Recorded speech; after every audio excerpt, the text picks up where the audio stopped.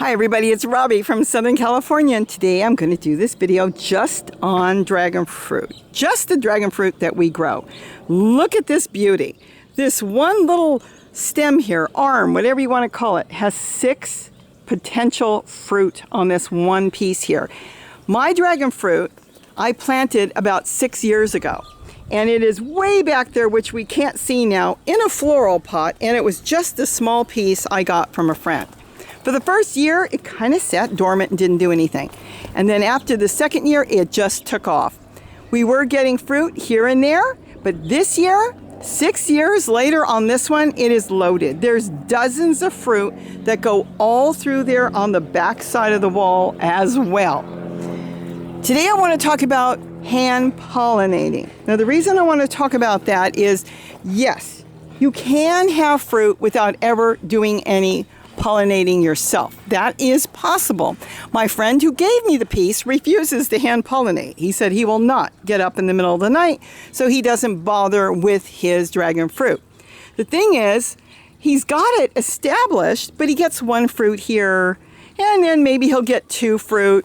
So he gets very, very little. I don't even think this year he's got any fruit that has set. If you hand pollinate, you will double, triple, possibly get 100% of the flowers that will turn into fruit if you hand pollinate it. And it's really easy. Now what is really good is if you can collect some of the pollen, you can save it in case some of the flowers open up later. You can pollinate the same flower to itself by bringing the pollen that is on the inside up to the front, and you'll see how Gary did it with a small brush. The first time he did it, he was using a great big brush. That was years ago when we first had our first fruit. But then he figured out we don't need a big brush, we just need a little brush. Just has to get in the front where that little hole is. Now it is better if you can bring pollen over from multiple flowers. Nature works that way a lot with a lot of plants, where really you have to have another plant to pollinate even though it's the same plant. Well, it works really good with dragon fruit that way. So if you have multiple flowers, and it can be on the same plant as well, that's not an issue. You can collect some pollen if you want from the inside, and you can mix it up in a little bowl and then go around and pollinate the flowers. Now sometimes you'll get a row of flowers that start to develop at the same time, and a lot of times they will open at the same time, which makes it really good for pollinating. Now, not always, but they can. You might have multiple flowers, like the 6 that are over there, they are probably going to open the same time. Now, when are they going to open? Well, that's another story. They could open usually at night, and you come out, yes, 10 o'clock, 12 o'clock at night, and you hand pollinate them, because we don't have the proper insects or animals here in Southern California that would pollinate them at night. So the odds are they're not going to get pollinated. It might be an accident that a fly or something would go in there, or a moth, and it would go over to the next fruit and they would get pollinated. Of course, if we were where they were supposed to grow, we probably wouldn't have to do it at all. Now we have had them open in the morning. That is on the rare side. And one morning, a couple years ago, it did open in the morning. We had checked them at night. They didn't open, and when I came out to do my gardening, there they were, and it was amazing. There were hundreds of bees going in all the flowers. And guess what? They pollinated all the fruit, and we got almost 100% simply because of the bees. Ants will pollinate as well, and sometimes ants work at night, which is really good. So keep in mind, if you don't get a chance to pollinate it, you still have a chance. Now, within 2 days, once the flower opens, the flower itself will dry and practically fall off. You'll see it will just be all dry and it will disappear, and then you've got to wait. Then you've got the waiting game.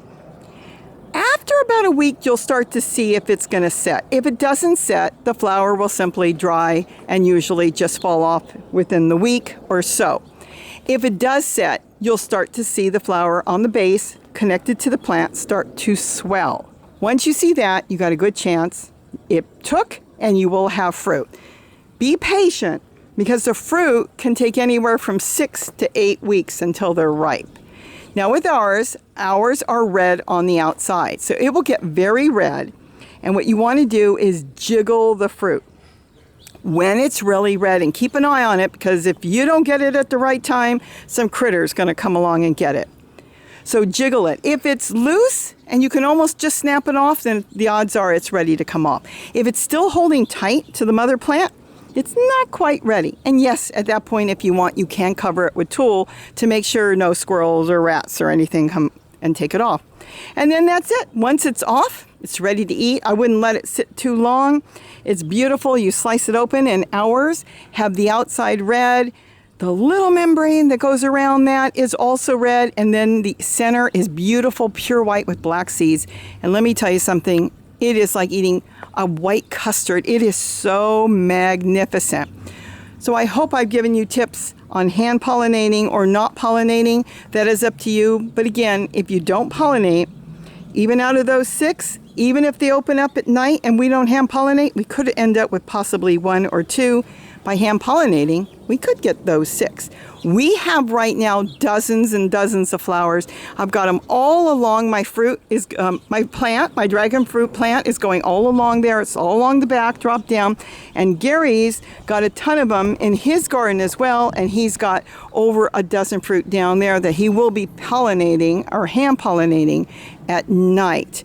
So again, you want more fruit, go ahead and hand pollinate. It's very simple, small brush, and just go from flower to flower if you don't want to collect it. Take some of the pollen from all the different flowers that have opened, and then with that brush, start going in the center and put it around the front part. You'll see in the photo where you put it. And then if you've got extra, if you want to save it, if you've knocked any out of the flower, because it's full of pollen inside the flower, you can save it in the fridge if you know in a few days you may have a few more open just in case they don't open at the same time. We seem to have our biggest crop of flowers in August, but we did have some bloom and open up in July. And we've got a third set already developing, little tiny nubs you'll see where the flower is going to be. So we're going to have at least 3 sets. Once your plant is really established, like ours now is really established, we could get multiple flowers all through the year until it gets cold. So that's about it. Keep it well watered. As far as fertilizer, we do not fertilize our plant, but I do make my own, and we do off and on fertilize it with our own rotting matter from leaves that I make and put a little bit around where they're growing. I have mine in pots and then in the ground. You can go directly in the ground. We had some that were planted directly in the ground, but the gophers got them, so we had to move those. So you plant them whatever way it will work for you, but I'm telling you, they're magnificent to have in the yard. The only thing is they've got thorns, so they kind of get in my way sometimes. Like here, they're growing through my lemon verbena. So I'm probably going to trim it back. And all you have to do is trim a piece off. Just cut it, put it in a pot, and you could start your own cutting from your own dragon fruit. And you could have a field or a farm of dragon fruit. So easy to propagate. With that, have a wonderful, wonderful day. And don't forget to eat what you grow. Bye, everybody. Bye-bye.